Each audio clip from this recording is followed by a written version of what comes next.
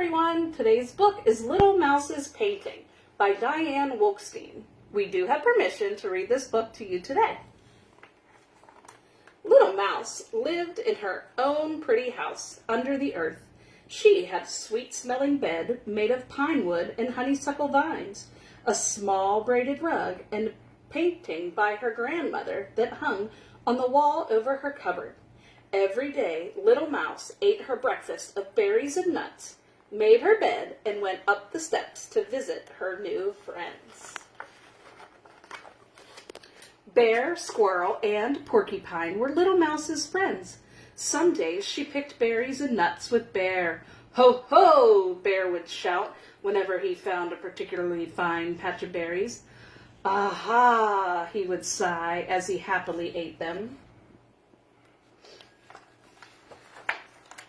Some days, Little Mouse was invited to Squirrel's treehouse, where they had tea and crackers and flowers.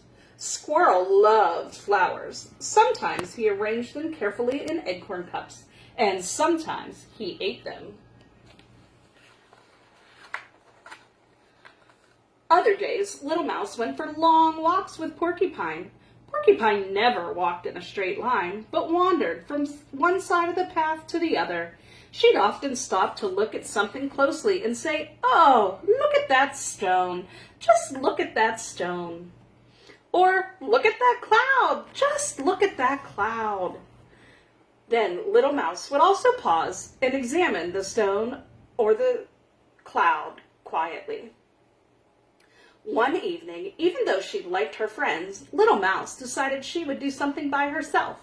She decided she would make a painting. The next morning, Little Mouse set up her grandmother's easel near a blueberry bush and began to paint. The sun shone on her. She made long, thin strokes. She made short, thick strokes. She painted all morning, singing as she worked, and only stopped from time to time for a snack of berries. By afternoon, her painting was finished, and she was looking at it. She heard thump, thump, thump. It was Bear. Little Mouse hid behind a tree. "Ho, ho!" cried Bear. "That's a beautiful painting." Bear must have painted that painting. "No," cried Little Mouse, coming out from behind the tree. "I did." "You?" asked Bear, surprised. "Yes, me," said Little Mouse. "Well, I like the bear in the middle of the painting." "It's not a bear, it's a blueberry bush." "It's a bear, it's a blueberry bush." "Where?" cried Squirrel from his tree. Squirrel looked from Bear to the painting and said, "What bear? What berry? That's a squirrel." "Where? What squirrel?" cried Bear and Little Mouse together. Squirrel pointed to the bottom of the painting. "No," said Little Mouse, shaking her head. "That's a daisy." "A daisy? That's a squirrel," said Squirrel. "It's a daisy," said Little Mouse. "Stop," shouted Bear. "Let's go to the Porcupine. She's sure to know." Bear thumped along, carrying the easel. Squirrel raced ahead with the paintbrushes, and Little Mouse went the slowest, for she was holding the painting.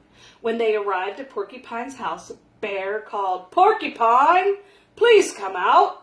We have something important to show you." Porcupine came out of her house and saw Bear and Squirrel and Little Mouse staring at the painting which they had placed under the elm tree. She stared too. Then she said, "Look at that porcupine. Just look at that porcupine." "What porcupine? Where?" cried Squirrel, Bear, and Little Mouse all together. "Right there," Porcupine said, pointing to the top of the painting. "No, no," the others shouted. "That's a bear! That's a squirrel! No, no!" Little Mouse cried. But no one paid any attention to her, so she said to the elm, "Perhaps you would like to know what I think." "Yes, good. Then I'll tell you. The sun is at the top, the blueberry bush is in the middle, and the daisy with the leaf is at the bottom." "I know. How do I know?" I know, because I painted it. Well now, said Porcupine, I think I'll take a closer look. Porcupine went up very close to the painting. Look, she cried. Squirrel went up very close to the painting. A flower and a leaf, how yummy, he said. Then Bear went up to the painting. Ho, ho, he shouted.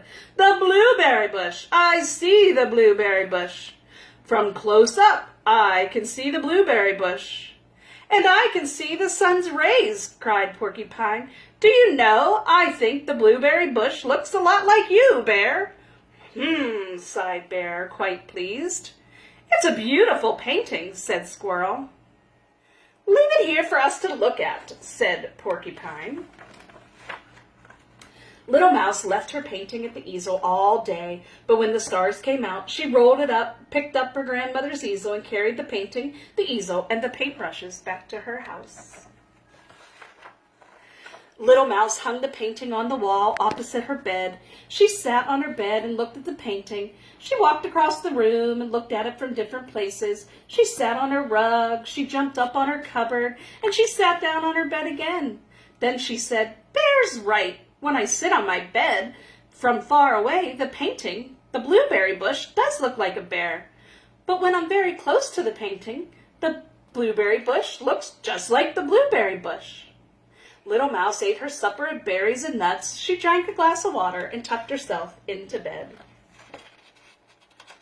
From her bed, she looked at the painting of Bear, Squirrel, and Porcupine. Then she closed her eyes, smiled happily, and said, Good night, Squirrel. Good night, Porcupine. Good night, Bear. Good night, my friends. I'm glad you're all in my painting. And the little mouse fell asleep. Soon she began to dream. All in her dream she saw clouds, trees, and stones, all of which looked like Little Bear, Squirrel, and Porcupine, and Little Mouse. The end.